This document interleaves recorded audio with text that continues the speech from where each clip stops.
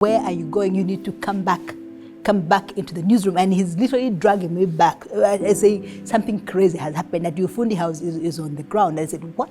What? It was crazy. Things are happening very fast, and it was very, very scary.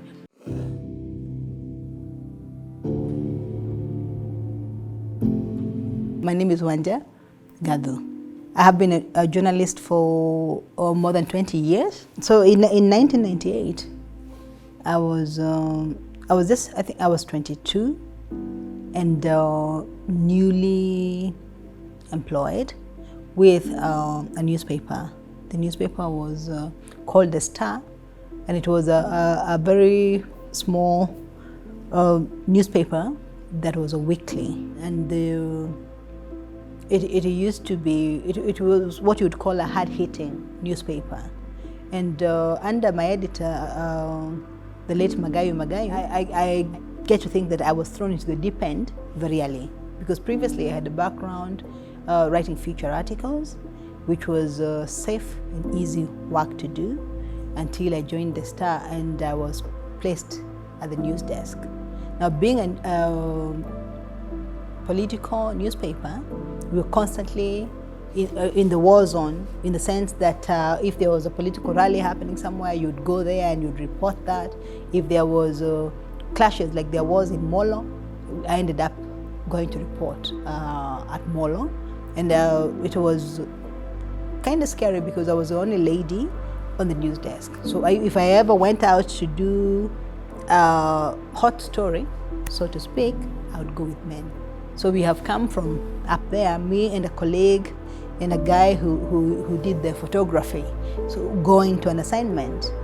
And something crazy happened. There was we have left the newsroom. We are here at the door. Cannon House faces Haile Selassie, right? The door is here and this is the street. So we would go around the building to Parliament Road to get to Continental House. But I remember I was barely out the door when we had this very, very loud bang. It went so loudly, it threw me to the floor.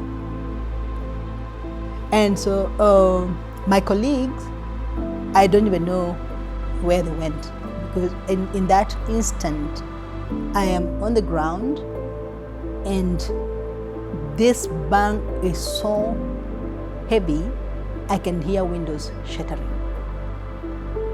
And then the minute following that explosion, there is a shouting, there is a screaming, there are sirens.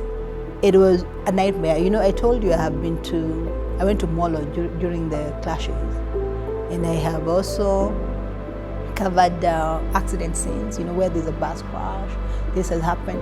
So in my mind, I thought whatever had happened was an accident. I thought that probably a bus on the street has smashed into another. And so when I came to and started collecting myself, I could see people, I could see smoke. The smoke was unusual, because it was like a mushroom kind of smoke all around that area. And so I find my bearings and I can't find my colleagues, and I don't know what has happened. So I'm in a panic, my heart is racing. But I'm a journalist, so my instincts tell me I've got to go see what it is that has happened. But as I am going now towards the American embassy, I meet another colleague. I don't know where he was, and he told me, where are you going? You need to come back into the newsroom. And he's literally dragging me back. I say, something crazy has happened, that your fundi house is on the ground. I said, what? He dragged me back, and at the door I meet my editor, the late Magayu, may God bless his soul. And he told me, Wanja, go back in there, grab another notebook and start running. And I said, and I don't even have the presence of mind to ask, where am I going? He said, you go over there, we hear that the American embassy has been bombed, I need a color story.